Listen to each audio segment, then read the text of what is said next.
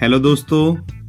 तो आज हम फिर से एक बार आपके बीच आ चुके हैं एक नया टॉपिक लेके। तो इस टॉपिक को स्टार्ट करने से पहले हम आप लोगों का स्वागत करना चाहेंगे हमारे YouTube चैनल ज्ञान विद JMD में। तो दोस्तों, जो आज का चैप्टर है, जो आज का टॉपिक है जिस पे हम लोग बात करेंगे, वो है विशेषण, जिसको इंग्लिश में एडजेक्टिव बोला जाता है। आज हम लोग इसके बारे में विस्तृत जानकारी प्राप्त करेंगे। अगर आपको विशेषण के बारे में पूर्ण जानकारी चाहिए तो मेरे इस वीडियो को जरा भी स्किप मत कीजिएगा, जरा सा भी छोड़ के मत जाइएगा बीच में, अन्यथा विशेषण की जानकारी आपको पूरी नहीं मिल पाएगी। और इस वीडियो में हमने विशेषण को काफ़ी सरल तरीके से बताने का प्रयास किया है, इसलिए आप इस वीडियो को जरा भी स्किप ना करें और बीच में ना छोड़ के जाएं और वीडियो को पूरा देखें। इस वीडियो में हम विशेषण की परिभाषा और उनके भेदों के बारे में जानकारी प्राप्त करेंगे। यहाँ पे हमने विशेषण को इतने सरल तरीके से बताया है कि आपको जो इसकी परिभाषा है और इसके भेदों की परिभाषा है, आपको और कहीं इतनी सरल भाषा में आपको देखने को नहीं मिलेगा। तो हमारे इस वीडियो को आप लोग ध्यान से देखिए और पूरा देखिए, ताकि इसकी सटीक जानकारी आपको मिल सके। तो सबसे पहले हम लोग विशेषण की परिभाषा को देख लेते हैं। तो विशेषण की परिभाषा कुछ इस प्रकार है: संज्ञा और सर्वनाम की विशेषता बताने वाले शब्द को विशेषण कहते हैं। हाँ दोस्तों, तो इसकी परिभाषा एकदम सरल है। संज्ञा और सर्वनाम की विशेषता बताने वाले शब्द को ही विशेषण कहते हैं। जो संज्ञा और सर्वनाम की विशेषता बताए वो ही विशेषण कहलाता है। संज्ञा और सर्वनाम, ये टॉपिक हम आपको पिछले वीडियो में पढ़ा चुके हैं। तो आप लोग, अगर आपको इसकी जानकारी नहीं होगी तो आप लोग मेरी पिछली वीडियो में जाके इसको देख सकते हैं। तो देखिए, विशेषण की जो उदाहरण है वो कुछ इस प्रकार है, जैसे अच्छा, गाय, काली, लड़का आदि। इसको देख लेते हैं। जैसे मैं अच्छा हूं, तो मैं क्या हूं? मैं अपनी विशेषता बता रहा हूं। मैं क्या हूं? एक संज्ञा हूं, और जो अच्छा है वो है विशेषण। उस तरह गाय, गाय क्या है? एक जानवर है। ठीक है। यह है काली, वह काली लड़की है, वह काली गाय है। तो गाय तो है, लेकिन वो कैसी है? काली है, यानी उसकी विशेषता क्या हो गया? काला हो गया, ब्लैक हो गया। जैसे वह लड़का है, यह लड़का है, तो ये लड़का, ये विशेषता क्या हो गया? इसमें लड़का हो गया। तो जो संज्ञा और सर्वनाम की विशेषता बताए उसको ही विशेषण कहा जाता है। विशेषण की परिभाषा के बाद अब हम लोग उसके भेद को भी जानेंगे। विशेषण के मुख्यतः 4 भेद होते हैं, जो कि इस प्रकार है। पहला, गुणवाचक विशेषण। दूसरा, परिमाणवाचक विशेषण। तीसरा, संख्यावाचक विशेषण। चौथा, सार्वनामिक विशेषण।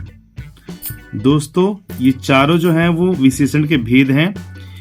यहाँ पे ध्यान देने वाली बात यह है कि इनका जो क्रम है वो कुछ भी हो सकता है, यानी ये किसी भी क्रम पे हो सकते हैं।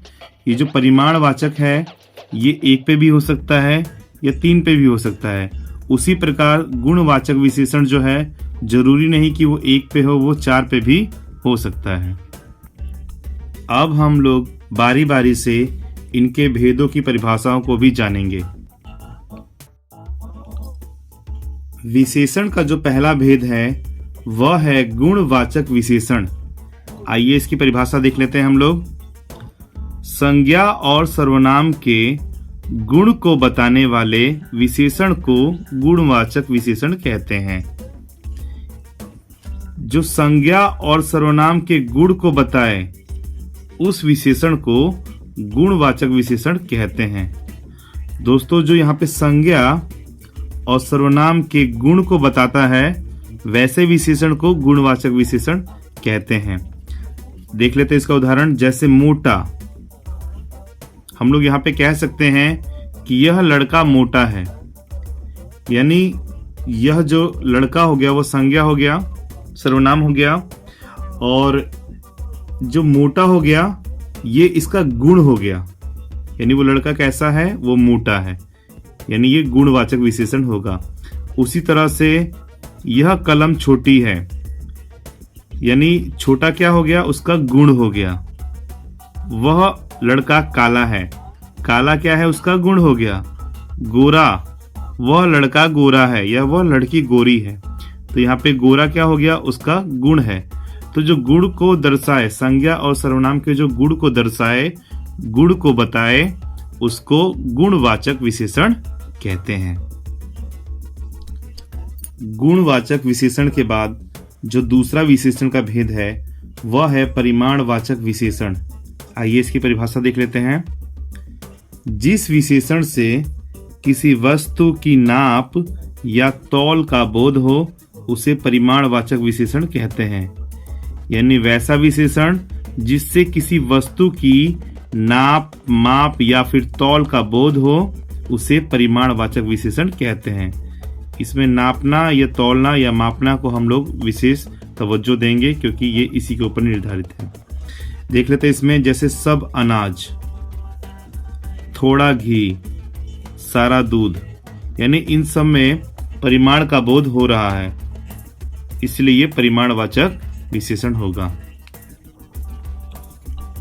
परिमाणवाचक विशेषण के बाद विशेषण का जो तीसरा भेद है वह है संख्यावाचक विशेषण। आइए इसकी परिभाषा को भी हम लोग देख लेते हैं। जिस विशेषण से संज्ञा और सर्वनाम की संख्या का बोध हो उसे संख्यावाचक विशेषण कहते हैं। दोस्तों, इसके नाम से ही इसकी परिभाषा का हमको बोध होता है। यहाँ पे देखिए संख्या लिखा हुआ है और ये परिभाषा भी यही कह रहा है कि जिस विशेषण से संज्ञा और सर्वनाम की संख्या का बोध हो, यानी उसकी नंबरी का बोध हो, संख्या का बोध हो, उसे संख्यावाचक विशेषण कहते हैं। आइए इसका उदाहरण देखते हैं। जैसे 20 दिन, 4 गाय, 10 लोग। इसमें देखिए जो 20 दिन है वो संख्या का बोध करा रहा है। 4 जो गाय है, तो गाय कितनी है, वो है 4, तो ये भी संख्या का बोध करा रहा है। और लोग जो हैं वो कितने हैं, 10, तो ये भी संख्या का बोध करा रहा है। इसलिए यह संख्यावाचक विशेषण होगा। जिस विशेषण से संज्ञा और सर्वनाम की संख्या का बोध होगा उसको हम लोग संख्यावाचक विशेषण कहेंगे। संख्यावाचक विशेषण के बाद जो विशेषण का चौथा भेद है वह है सार्वनामिक विशेषण। आइए इसकी परिभाषा को हम लोग देख लेते हैं। जिस सर्वनाम का प्रयोग विशेषण की तरह होता है उसे सार्वनामिक विशेषण कहते हैं। तो सार्वनामिक विशेषण किसे कहते हैं? जिस सर्वनाम का प्रयोग विशेषण की तरह होता हो उसे सार्वनामिक विशेषण कहते हैं। इसकी पहचान क्या है? तो इसकी पहचान है यह, वह, कौन, क्या, कोई, कुछ आदि। यानी जिनमें आए, जिन वाक्य में आए वह सार्वनामिक विशेषण होंगे। इसके उदाहरण भी हम लोग देख लेते हैं। जैसे यह लड़का, वह आदमी आदि। ये जो है सार्वनामिक विशेषण के उदाहरण हैं। तो दोस्तों, इसी के साथ यहाँ पर विशेषण की परिभाषा और उनके भेदों की परिभाषा का अध्ययन जो है वो समाप्त होता है। इनके भेदों के बारे में और विशेषण की परिभाषा के बारे में हम लोगों ने इस वीडियो में जाना। आप कमेंट करके बताइएगा कि आपको यह वीडियो कैसा लगा और आपको क्या इस वीडियो से ज्ञानार्जन हुआ। और इसी तरह की और भी ज्ञानवर्धक वीडियो देखने के लिए हमारे चैनल ज्ञान विद JMD को लाइक एंड सब्सक्राइब जरूर करें। धन्यवाद।